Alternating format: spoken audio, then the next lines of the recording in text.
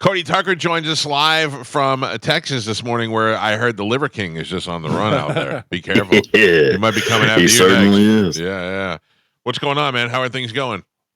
Oh, pretty good, man. How are y'all doing? Happy Jurassic Park week to you. I know there's a new Jurassic Park film opening this week. You must be very happy. Oh, boy. Yeah, I am pretty excited for it. Yes or no? I can never tell if you're being sarcastic or not, because I feel like you think this one's going to suck. No. I'm genuine excitement. This is just how I sound when I'm excited.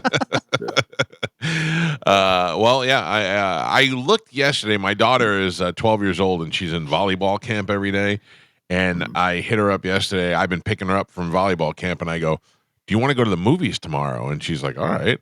And she goes, "What do you want to see?" And I go, "I don't know. There's nothing to see. I mean, I don't think that Jurassic Park movie opens up till this weekend, right?" Yeah. 28 weeks later. She's 12 years. You can't take a 12-year-old to go see that. That's my parents took me to see Saving Private Ryan when I was 5. Yeah, but Saving Private Ryan is a historic movie. You need to see that. This is about vampires eating people's faces. I got a kid who just started sleeping in her own bedroom. Yeah, that's fair. Yeah. I mean, yeah, you got to expose people to things early, I think. I think so, too. My dad, I always say, took me to see Porky's when it was in the movie theater. Do you even know Porky's? Have you seen Porky's? Yeah, Kim Cattrall. Yeah. And we saw Porky's when it was in the theater. I had to be like 11 years old, 12 years old. That was a lot of boobies and a lot of, weens in the hole and all that. But I never been arrested, don't do drugs like that. I turn out just fine. Maybe a little bit more perverted than the average guy, but could only have sex through a hole in the shower. Yeah, that's the only way I could do it. Yeah. Well, yeah, I'm with you on that one. Yeah. You seen the Extra Down today? Extra Down? Like tired, like maybe worn out. Oh, no. I mean, this is typically my speed that I'm running at. This is true. You seem like maybe a hair down. I'm just checking to make sure you're okay. Sometimes I like to look into your soul. Oh, no. I mean, there's not much going on in there, so I don't know what you're trying to find. But, yeah, no, man, I'm doing pretty good. I'd say maybe a little tired. How's the book doing? Pretty good, I think. Yeah. You're supposed to know. You're supposed to look into those sort of things. I don't like knowing any of that kind of stuff. You're gonna want to know when the checks come. The book is called Now You Know, Mind-Blowing Stories from the History of Pop Culture by our friend Cody Tucker, and it's not too bad. It's a perfect thickness. It's easy to read. There's a lot of stuff in here that you read it and you go, "Oh, I didn't know that." And then there's some of the stuff you read in here and you go, "Holy cow, I didn't know that." Very interesting. I think that you did a great job on this, and I think that people would really appreciate it. Thank you. Yeah, I appreciate it. Yeah, it seems to have a pretty decent reception so far. So I'm pretty happy about that. How's the girlfriend that we never get to see? Oh, good. Yeah. Just as just the same. She's doing all right. Sometimes I just like to poke and prod you to see if we can get more information out of you. You're a mystery to me, and I like to know more about you. I mean, there's not really much to know, to be honest. I think that's more what it is. There's no real mystery, I'm a pretty average fella, I think. We were talking earlier. I'm imagining Cody, much like Mike and I, in the pool, t-shirt on, right? We're having a big debate about that. I used to when I was a kid, whenever I was, ashamed of, how I looked and all that. But now I could care less. I walk around Walmart with a shirt off. Really? Man. We were talking about how I normally could care less either. Like I'm not worried about you making fun of me.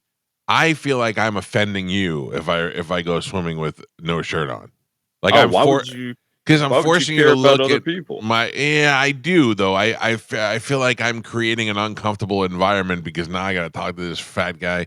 He's got his man boobs and his stretch marks all hanging out here, and it just put a cover on. Just make it easy for everybody. That thought has never once crossed my mind. Yeah, if I have to look at it, you do too. That's kind of my philosophy. Yeah, I mean, I just wish I could feel that. I don't feel that. Yeah, you got to stop caring so much about everything. Which is weird because I normally don't care. I normally don't care at all what people think. Yeah.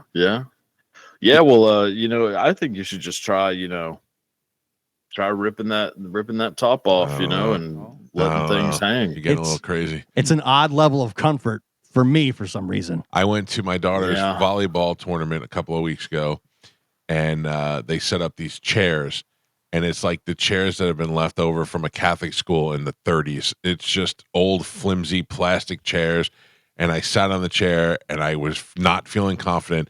And then fat guys will do this chair sit where we put our feet under the seat of the chair, so if it starts to go, we could jump up really quick. But I got too comfortable, and I let my feet stretch out. And while my feet were stretching out, the chair broke, but didn't just break. It was demolished and went completely flat. I went to my ass first and then to my back laying on the ground. And I'm talking about 1,200 people in an auditorium. And I just lay there for a second and laughed and then just sat up and just sat on the floor for a couple of minutes. And my wife was like, "Are you okay?" I go, "Yeah. What am I going to do?" And she goes, "Do you need help to get up?" I go, "No, I just don't see any reason to get up. I'm not going to sit in another chair. I might as well just sit right here on the floor." Do you just throw the chair aside at I that left point? it right on the floor where I broke it. And it's probably still there. I probably embedded in the ground. In pieces. In pieces. Yeah. They should know better. You know, a lot of people just assume that everyone can sit everywhere. Yeah. And that's just not true. They should, you know, have some better chairs. But the way I very see it, particular. I know, but you, as a big guy, you probably size up the chair. Like you're not getting into one of those white plastic chairs that they have at barbecues. I've flattened a couple of those in my day. Yeah, no. I actually bought my own lawn chair that it was specifically designed to hold a larger man. I have one of those too. Yeah, and I that's what I take with me. You know, I don't trust what other people have because they just assume that it works because it works for them. Right. No, sir. That's a lot like I walk into things all the time because people hang stuff for them to be able to get under. Yeah. Meanwhile, they're 5'6" and I'm 6'4", so I'm like, oh, who's getting under this? Yeah. I have a lot of issues with things like that. I'm a pretty tall fella as well. So how tall of a guy are you? 6'3". Oh yeah! Wow, you are a giant. Yeah, I'm a big SOB. That's for sure. Are you rocking an outsider shirt today? Oh yeah. That's the brothers Codys. Yeah. Stay gold. Pony Boy and Soda Pop and Daryl. That's Dally? right. Daryl, right? Is that right? Well, I think they say like Dally. I don't know if it's Dally. Dallas. Dallas was Matt Dillon. Derry was what's his name? Right. Was Patrick Swayze. Yeah. It's it's one of my favorite movies. Yeah. So, do you like Back to the Future? No, I didn't think you would. We love Back to the Future. So a couple of months ago, Back to the Future the musical came to town, and we were very excited to go see it. So I went to go see it, and I took my son and his girlfriend, and we were there. And about halfway through the first part, I looked at them and I go, "Do you guys hate this too?" And they said, "Yes." And we got up and left, and I was like, "Ugh, this stunk." And on the way out, well, I don't mind a musical. I mean, I don't mind if I'm going to Broadway to see a musical. I expected, like, I went to see School of Rock, the movie, and I took my daughter when she was like 6 because she likes the movie. And when it was over, she was like, it was too sing-songy. I go, yeah, musicals, too much music in their musical.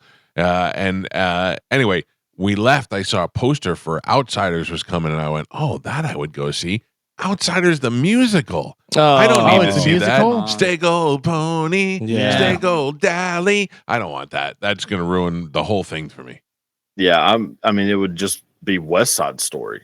Yeah, pretty much. So I hate musicals more than probably anything in the world. Yeah, I don't mind one that I'm expecting to see. I just didn't like the Back to the Future one. It was just too nonsense.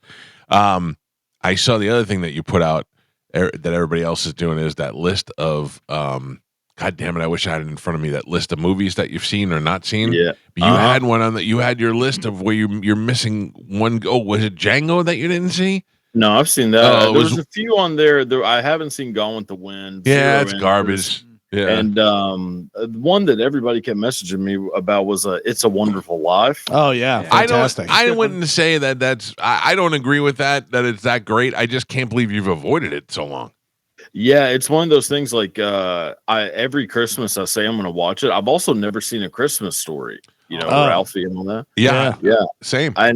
And every year I think like, okay, this is the year I'm going to finally watch this thing, and I never do. I end up just watching, Home Alone. Yeah, probably 100 times. I have Yeah. I have not seen Planes, Trains, and Automobiles. Everybody jumps me about that. It's not that good. Oh, these you're guys! out of your Oh, gourd. man. So great. You're out of your gourd. Yeah. Well, that's true, but yeah, I just I don't think it's that funny. Most comedies I don't really find to be that funny. Do you have a favorite comedy? Oh, probably maybe Airplane. Airplane would be high up there. Yeah. Or History of the World Part 1. That's the a Mel great Brooks movie. That's a great movie. Yeah. And then of course like Tropic Thunder is, Can I just tell you? I don't. Nobody else knows or remembers this line, but in History of the World, was it History of the World or was it Spaceballs? Now I can't remember. When they were combing the desert. That's Spaceballs. Yeah, Spaceballs. Yeah. And the black guys had the picks. No. What History of the World is when they're running through Rome and he goes, "Seize him," and Gregory Hines goes, "Seize this, hunkus." Dude, that movie's great, man. All right. History of the World is amazing. Yeah. What do we have this week in Cody Tucker world? Just more solo. Yeah. No, I mean, what do you episodes. have for us as far as interesting tidbits? Oh, Yeah. Oh, well, you should be more specific. Sorry, my All bad. right, yeah, I got you. My bad. All right. No worries. All right. So on D-Day, June 6, 1944, over 150,000 soldiers landed on the beaches of Normandy. There was only one general who landed on the beaches with the first wave of troops. He stood out in the open, helped direct everyone to where they needed to go, dodging bullets the entire time, nearly being shot multiple times. He was 56 years old, the oldest person to take part in the invasion. He was also the only person whose son was also landing on the beaches that day. The next month, he died from a heart attack while laying in a captured German truck. That general was a man named Theodore Roosevelt Jr., the son of former President Teddy Roosevelt. Oh, wow. Wow, you Yeah. think that that would use some pull to get out of having to go? I think the Roosevelts didn't Yeah, they were have ready much to. respect for that. Yeah, Survived they were ready the to fight. beach, And then died of a heart attack. Yeah. Damn. Yep, died of a heart attack about a month. Yeah, a couple months later. One of the most vicious movie scenes I've ever seen in Saving Private Ryan. Oh, when yeah. he's going Yeah, to the beaches and those bullets are flying by and guys are just getting their heads just blown off. That's one of the hardest things to watch. And people have said it's pretty accurate. Yeah, Like I bet it is. Yeah, during the premiere, Spielberg invited a bunch of World War II veterans to watch it, Yeah.